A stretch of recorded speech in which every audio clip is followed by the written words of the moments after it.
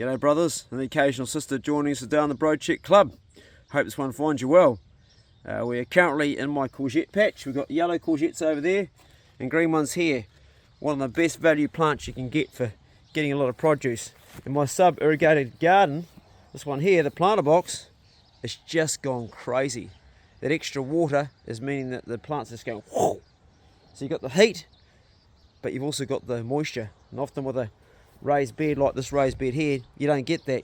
You get the heat, but everything gets dried out. Whereas this one here, because it's got rocks and stones sitting on plastic with water in it, up to about halfway, with an overflow, and soil on top, we're getting just everything just growing so quickly. And I only planted this stuff like not long ago. This is, look, here's a courgette here I can harvest already.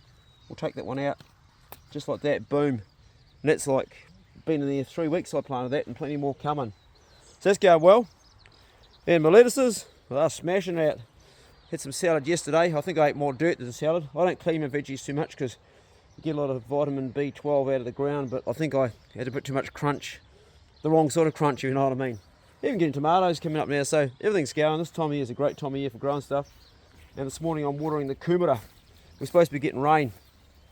I've got the hose just dangling up there, and I've got some plantings to do. I'm going to plant in some curly kale. Often in some of this plant I have trouble with it going to seed because of the heat, but I do eat it. So I'm going to plant some of that, and also some, what's it called? Cavallonero. I always call it just Tuscan kale. Want to have a catch up with what's been going on in the world, so I'll put the phone down and I'll get yakking to you. This stuff here, originally we used to just use it for cattle fodder, and to be honest I think it's it's pretty good for that, but it's also very high in nitrogen, so good for us humans. Anyway, there's been a lot of developments going on around the world, and we've got a new government here in New Zealand, a coalition government with some new changes going on. One of the changes, it's been an interesting one. It's about changing some of the names back from Maori names to English names that people can understand, and some people will be upset about this and some people will be happy. And one person will be happy, will be my mum, because my mum is frail and she's 86 and she's aging, and she had a bad fall the other day, ended up in hospital. Neighbours took her in, and no, actually the ambulance picked her up and took her in, and they put her in there, and Mum was completely confused about where she was because she couldn't understand the names that were written in Maori, and I can understand that, particularly her generation, because education was crap at school. So for a lot of the elderly, those name changes are going to be a bit more easy for them to understand what's going on, but there'll be other people that are probably upset about it. What else has changed? Well, there was a whistleblower. You probably heard, what was his name? Now I might be wrong here. Is it Barry Young? I might be wrong, but the bloke that was responsible for doing the rollout, keeping an eye on everything, like what batch of the vax went, where it went to, who got it. So he's got all the statistics apparently, and he leaked out the information because there was a bit of a few indiscrepancies. Like apparently in some batches, a few people were dying, and like high percentage, 1% was 30%, which seems crazy. And of course the police all went down there and they tried to shut him down.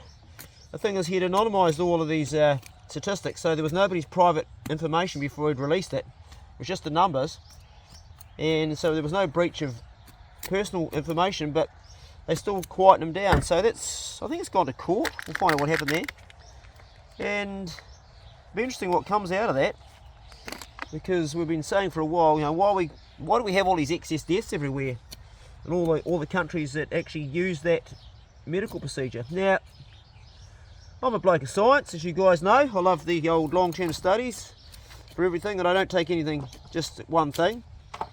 And I'll say it now, and I've said it before and I'll say it again, that correlation doesn't equal causation. I'm not saying what he's saying is because of that, but you need a lot more evidence. So we'll just have to wait and see what comes out. But you know, the truth is it's a bit like the sun.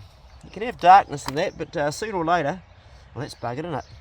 Sooner or later, truth's going to come out, and that's what's going to come out of this. So I think it's a good thing. I think it'd be good to see some transparency around these matters. I mean, why does it have to be hushed down if it's got no one's personal details? Don't we all have a right to know what those numbers said and where they come from? That's just my thoughts on that. Not necessarily right, but as I always say,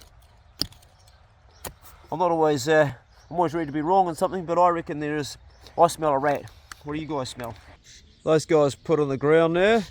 Some of you have said that it's a bit cloddy looking, my soil, and you'd be right, but everything's growing pretty good, so I'm not too worried about it.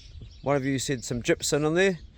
Not a bad idea, but right now everything's getting smashed out. I am not getting a huge crop of strawberries so far. I salvaged some old strawberries that were a little bit stuff from last year, and I replanted them. But here they are here in these stand-up boxes. This is something you can do if you don't have a lot of space. I've also got some here on these planters as well. Currently nothing coming out, but I am getting some strawberries off my other bed over there. Oh yeah, no, old one's starting to raise his head.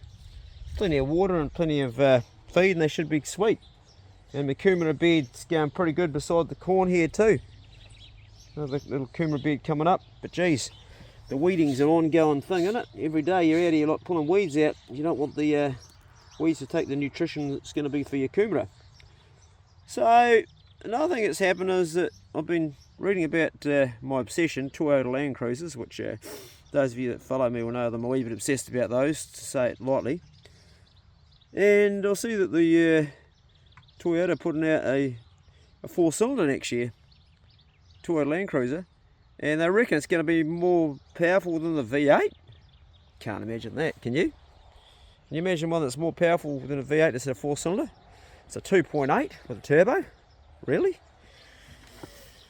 I mean, maybe on paper it is, maybe kilowatts it is, but when you put all your kit on it, you load it up with your stuff for sleeping in and your smelly dogs and your smelly mates and all your gear, your hunting gear, and just everything piled up, surely it's not going to have the same amount of grunt as a V8. I can't imagine that. So we'll watch that space. I don't think I'll be buying a V8 or a new 4 anytime soon, but it's something I have had in my brain for a long time. When I get to 60, I'm going to have one. I said that when I was like in my 40s. When I get to 50, I'm going to own a Hilux. Never had owned one in my life, and by the time I got to 50, I had one, and I got it cheap too. I got a brand new one. Well, not true. It was a demo one, and I only had like something like 100k on the clock or nothing. It virtually was a demo truck, and I paid 42 for it, which back then was bloody cheap. Maybe they've actually come down a bit in price for what it was, and that's my truck I've got today, and then I just made it what I want. But the V8 Landcruiser is becoming more and more hard for people to buy.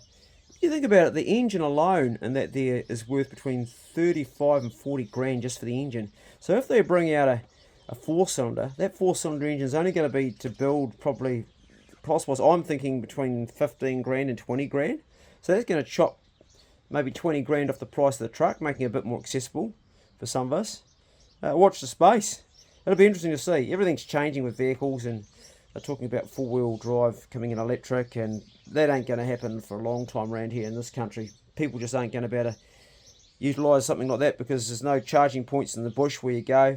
The weight of the vehicle. The concept is good for some parts, but other parts it's like, yeah, nah.